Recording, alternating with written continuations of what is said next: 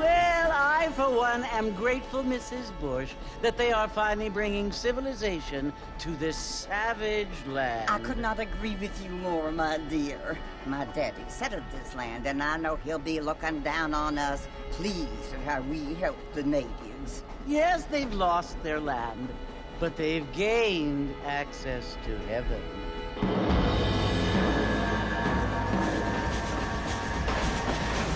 But Father, do you mean unless an innocent receives communion, they're destined to go to hell? That hardly seems fair. What I mean to say, Jenny, is that there is a great deal of difference between an innocent and a savage. I never thought of it that way. Yes, they lived like animals, but they're happier now.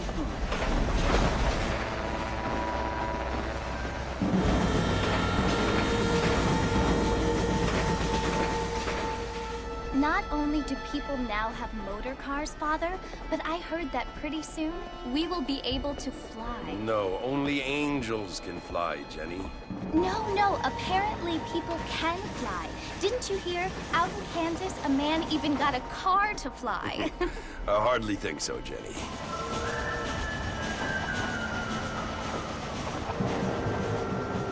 Apparently, Mr. Johns wants to run for governor, which is why he's so concerned with cleaning up the state. Nate Johns. Yes. His family is nothing but hillbilly trash that came here after the war. I don't want to be judgmental, but this state should not be ruled by such a disgusting family. A family without class. Apparently. The Johns family have made a lot of money, and he has a lot of friends in politics. Mrs. Bush, money isn't everything. There are many things that money cannot buy. It seems that money can buy voters, though.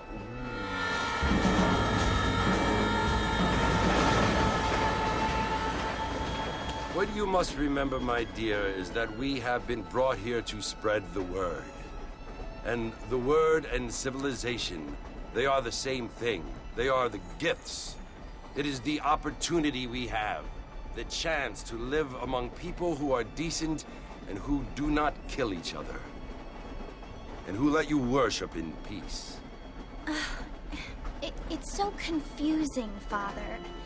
Sometimes I find it impossible to make the distinction between a loving act and a hateful one.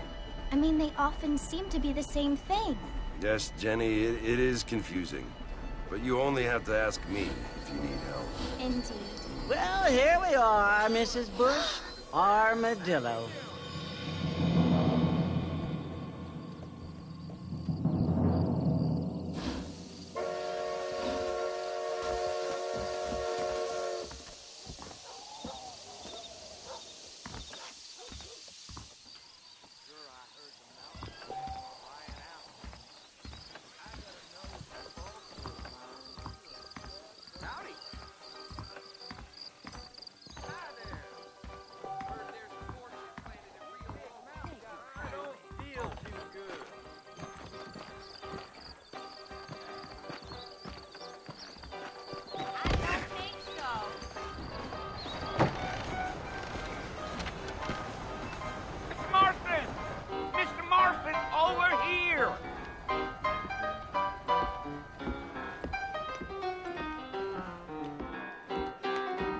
You must be John Marston. Sometimes. I'm Jake. Your friends from Blackwater hired me to guide you. They ain't my friends, but pleased to meet you, Jake. I got the horses saddled up and ready out front.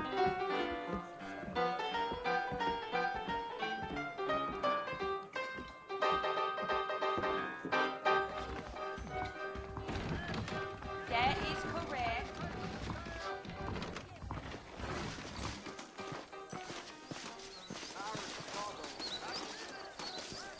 All righty, Mr. Marston, let's get. Whoa. If you say so. Take it easy until we're out of town. Ain't no point in causing a ruckus. Come! Slow up.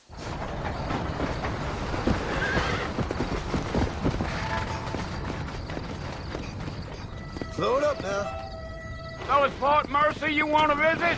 That's right. Ain't taking nobody up to the fort in a long time. Strange place for a decent fella to want to visit, if you don't mind me saying. Who said I was a decent fella? It's been abandoned for years now. Folks say it was built during the Mexican War. What kinds of soldiers around back then? Why'd they leave? Well, I ain't entirely sure. I heard they had to go up north to fight Indians, or maybe they got tired of being soldiers and went looking for gold. You know how things is. So what are you doing up at the fort? I'm looking for an old friend. Well, like I says, you ain't gonna find many folk around those parts these days. Those you do find are about as sociable as an ulcerated back tooth. I mean, I ain't one to judge a man by the company he keeps, but... Well, he ain't been friends for a long time.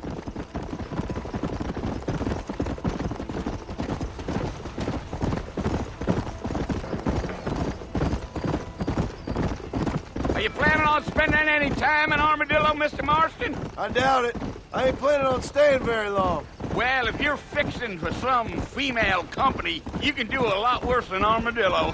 Fine as cream gravy they are. Not like Thieves Landing. Dang, those girls ain't even fit for a drinking man to hole up with. I'm a married man, I'm afraid. Ain't we all?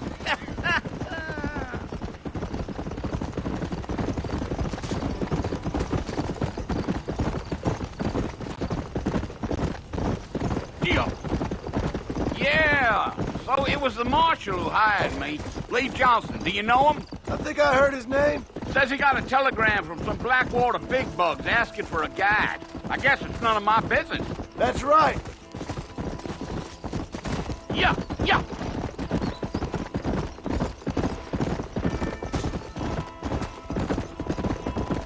You ain't very talkative, are you? Nope. I'm just chewing the dog, mister. It's how I am. I don't mean nothing by it. Trust me. There's things you better off not knowing.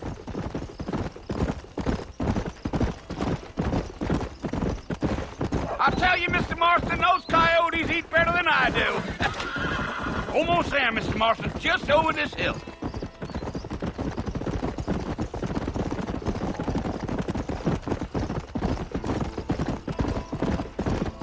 Easy. Listen, mister. This here's what's left of Fort Mercer. Some gang rode in and took the place over. So I understand. This is where we part ways, friend. You have yourself a good time.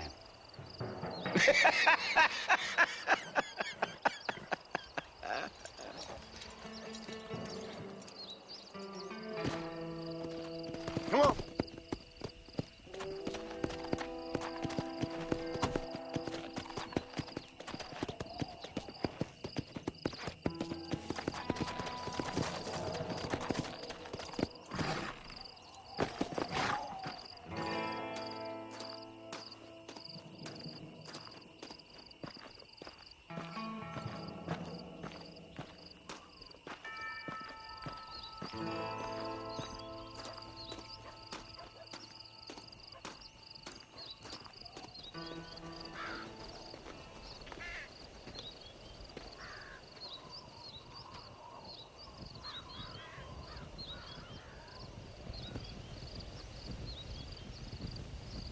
Bill! Bill, I've come for you!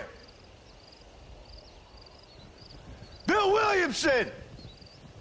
Come out here right now! Go away now, John. Don't make me kill you. Nobody needs to kill anyone, Bill. You must think I was born yesterday. You always did think I was an idiot. That ain't fair, Bill. You were as my brother. I've come to try to save you. Oh. Do I look like I need saving? Bill, please. They want to kill us all. I can help you. Well, you never tried to save me before. You only seemed to save yourself. Bill, I implore you think about this. You implore me? You implore me? You always were one for fancy words. Oh. Well, things are different now, John. Now I'm in charge! No more Dutch! And no more you. Implores. I implores you to go back and tell them to send someone just a little bit more impressive next time.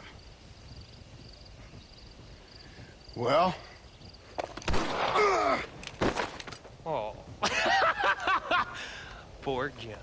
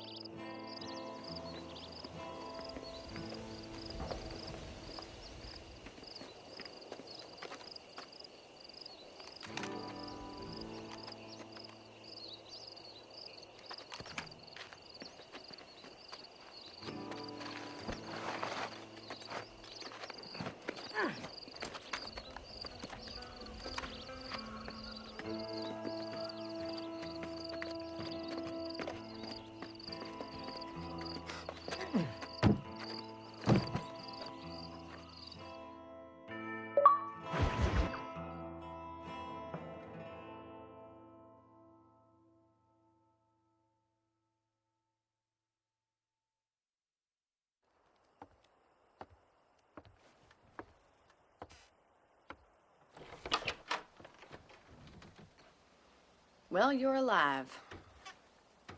So it would seem. So, how do you feel? I don't know the polite word for it. I do. Stupid is the word we use around here. What were you doing? I was doing something stupid. Well, you'll be okay. Once you didn't die, the doctor said you'd be fine. He got the bullets out a couple days ago. Good. It cost us $15. I'm sorry, madam. Should have left me there to die. Did you want to die? I mean, was that it? Was that why you went straight out to Fort Mercer and picked a fight with the worst bandit in the county? To die, Mr. Mr. Marston. John Marston. Bonnie McFarland. Miss Bonnie McFarland. Well, you may be right, Miss McFarland. I don't know. So what were you doing? I was trying to give Mr. Williamson a chance. For old time's sake. You know Bill Williamson? Knew him. Long time ago. Well, what was he like? Dumb. Just like you. Thank you, miss. See my hat? I have. And, what will you do now? Now I'm gonna take my time and go after him the less kind way. Well, that sounds very fun, Mr. Marston. Quite heroic, just like in those penny dreadfuls my brother used to read. Meanwhile, if you'll excuse me, I've got a ranch to run. Of course, if you're feeling better, why not take a ride with me later? Help me patrol the perimeter. You can earn back some of that money we wasted on doctor's bills. Of course. And thank you for saving my life, I mean. Next time, Mr. Marston, I strongly recommend you don't try to lose it quite so earnestly. I'll bear that in mind.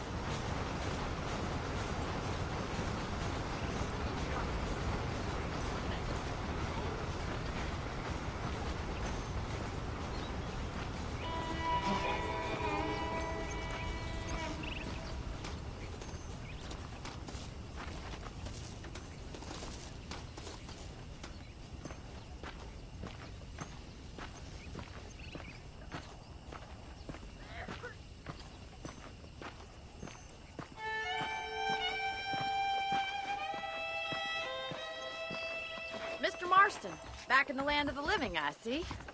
Figured it's about time I started paying back that $15. Well, no time to waste. The horses are saddled up over here.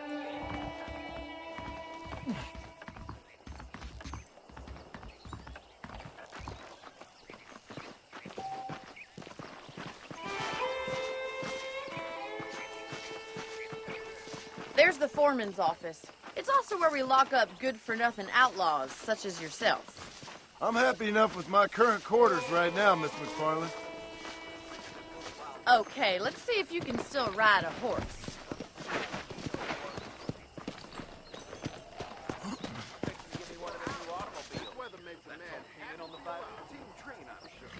Come on, time for you to see what a real ranch looks like.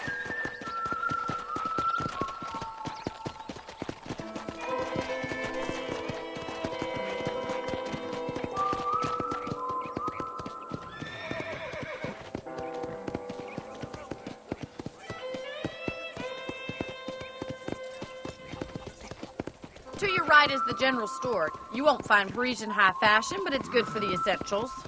Very convenient. I don't think I've ever seen a ranch with its own store before.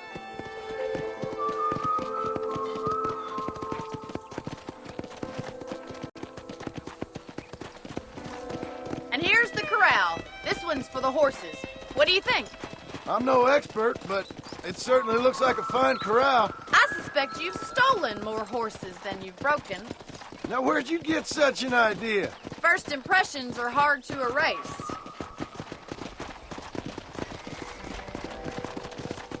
That's the train station. Things sure have changed since the line finally got finished, bringing in all sorts of new folk like yourself. Is that such a bad thing? Change is only good when it makes things better.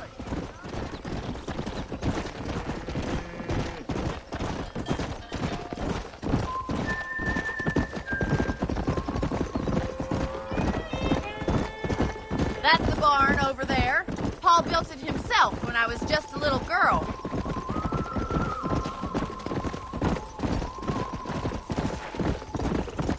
And here we are, back at the house. Let's stop for a while before we head out on patrol. You'll get no complaints from me, Miss McFarland.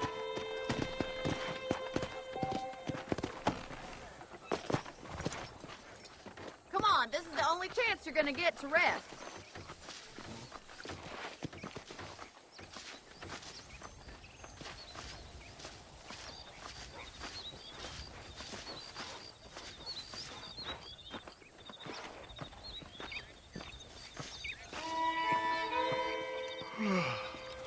How about a cold drink, Mr. Marston? Thank you, ma'am. Getting shot, then riding a horse seems to take it out of you. I could use a rest. Sure. Come on in.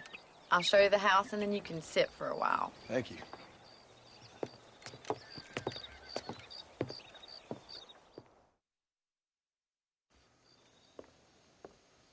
Mr. Marston, Miss McFarland. remember me telling you about the trouble we've been having with rustlers and other undesirables? I do.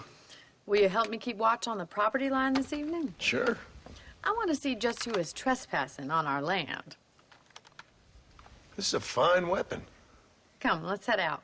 The country is really beautiful at around this time.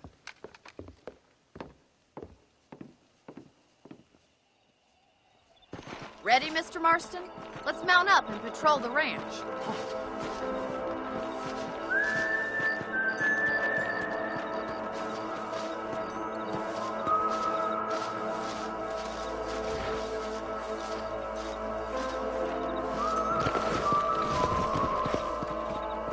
Let's go. Keep your eyes open and try not to get yourself shot again.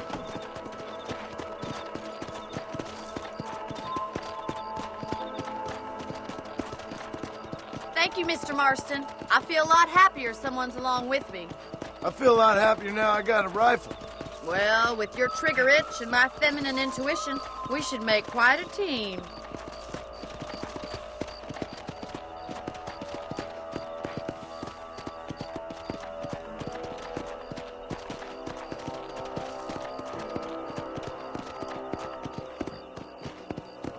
God damn it, these rabbits are at it again. Come on, let's get rid of them once and for all.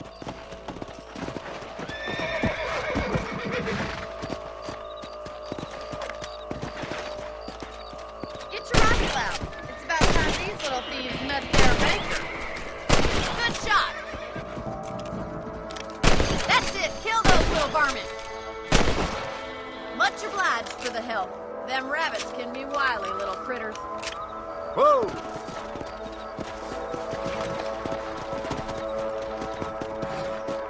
We should keep moving. There's still a ways to go. Yeah. If it's not the rustlers stealing our cattle, it's the rabbits stealing our crops. It ain't never easy living off the land like this. Maybe you should move to a big city. Become a lady of leisure. Look out! Coyotes! Shoot them before they get to the animals. That's it! Damn coyotes! Quick! We're going after the chickens. Come on!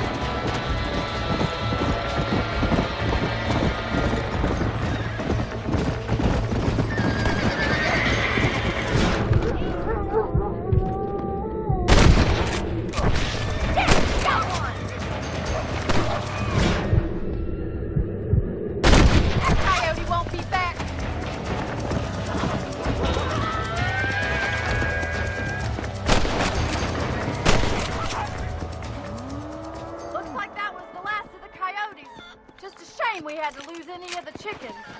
Let's go. I'll take you back to your room.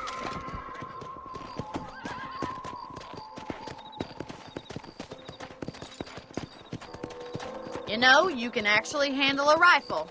It's something I've had a little experience in. Maybe Bill Williamson did get lucky after all. Luck didn't really come into it, miss. You're a useful man to have around the ranch, that's for sure.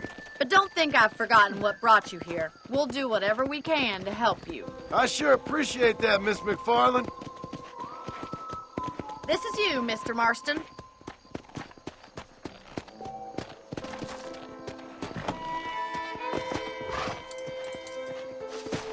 Thank you for your help, Mr. Marston. Makes me kind of happy I saved your life. Get some sleep and I will see you in the morning. Good night, Miss McFarland. A beautiful wife is no guarantee of full male potency.